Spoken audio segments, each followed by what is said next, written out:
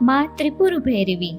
મિત્રો, આ વિડીયોમાં આપણે સાંભળીશું અષાઢ માસની ગુપ્ત નવરાત્રિના 5મા દિવસે 10 મહાવિદ્યામાંના 5મા મહાવિદ્યા માં ત્રિપુર ભૈરવીની કથા વિશે. મિત્રો, જો આપને મારો આ વિડીયો પસંદ પડે તો તેને લાઈક, શેર અને સબસ્ક્રાઇબ કરવાનું ભૂલશો નહીં. 10 મહાવિદ્યાઓની 5મી શક્તિ માં ત્રિપુરા ભૈરવીને માં કાળીનું સ્વરૂપ જ માનવામાં આવે છે. સંસારના અધિષ્ઠાયક દેવ કાળ ભૈરવ છે અને તેમની શક્તિ માં ત્રિપુર ભૈરવી છે. કાળ ભૈરવ તેમના ઉગ્ર સ્વભાવ અને સ્વરૂપ સાથે ભગવાન શિવનો જ અવતાર છે, જે ભયનો વિનાશ સાથે સંકળાયેલ છે. દુર્ગા સપ્તશતીમાં માં ભૈરવીને ચંડી સ્વરૂપે જોવામાં આવે છે, જેણે ચંડ અને મુંડ નામના અસુરોનો સંહાર કર્યો હતો, જેથી તેમને માં ચામુંડાથી પણ ઓળખાય છે.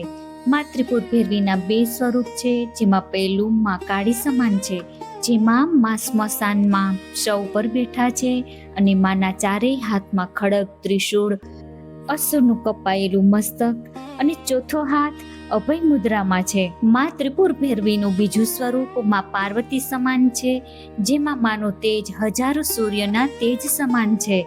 તે કમળ પુષ્પ પર બિરાજમાન છે અને માં ચતુર્ભુજા છે, જેના 2 હાથમાં પુસ્તક અને માળા છે, જ્યારે બાકીના 2 હાથ અભય મુદ્રામાં અને ચોથો હાથ વરદ મુદ્રામાં છે. શાસ્ત્રો અનુસાર માં ત્રિપુર ભૈરવીને રુદ્ર ભૈરવી, ચૈતન્ય ભૈરવી, સ્મશાન ભૈરવી, સંપત પ્રદા ભૈરવી, કૌલિશ ભૈરવી, નિત્ય ભૈરવી, ભદ્ર ભૈરવી વગેરે નામોથી ઓળખાય છે. તેના ગળામાં ખોપરીની માળા પહેરે છે અને તેના એક હાથમાં માળા ધરાવે છે. માં ત્રિપુર ભૈરવીની પૂજામાં લાલ રંગનો ઉપયોગ કરવાથી તે જલ્દી પ્રસન્ન થાય છે. માં ત્રિપુર ભૈરવીની પૂજા આરાધના કરવાથી જીવનમાં સફળતા મળે છે. ઉપરાંત બધી આર્થિક સમસ્યાઓનું નિવારણ પણ થાય છે.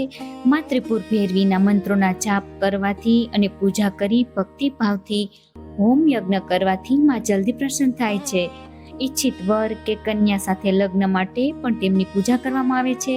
દુર્ગા સપ્તશતી પ્રમાણે ત્રિપુર ભૈરવીના ઉગ્ર સ્વરૂપનું તેજ હજારો ઉગતા સૂર્ય સમાન છે.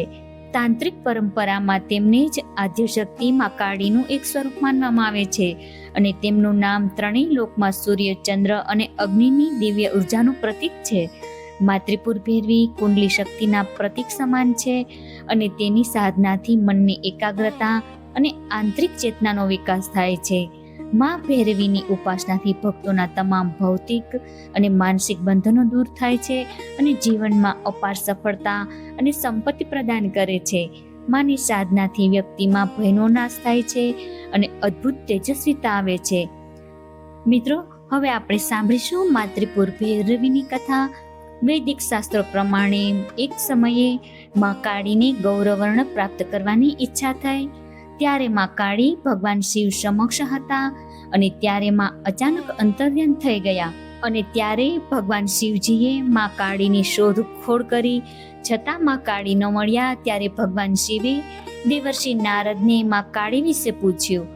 ત્યારે દેવર્ષિ નારદે કહ્યું કે દેવી માં કાળી સુમેરુ પર્વતની ઉત્તર દિશામાં પ્રગટ થયા છે. મહાદેવના આદેશ અનુસાર દેવર્ષિ નારદ માં કાળીની શોધમાં નીકળ્યા. ત્યારે દેવી માં કાળી પાસે જઈને દેવર્ષિ નારદે શિવ સાથે વિવાહ કરવાનો પ્રસ્તાવ મૂક્યો. ત્યારે માં કાળી અત્યંત ક્રોધિત થયા અને માં કાળીએ પોતાના જ દેહથી ભૈરવી સ્વરૂપ પ્રગટ કર્યું અને આમ માં કાળીના છાયા સ્વરૂપમાંથી જ માં ત્રિપુર ભૈરવીનું પ્રાગટ્ય થયું હતું. બોલો માં ત્રિપુર ભૈરવીની જય.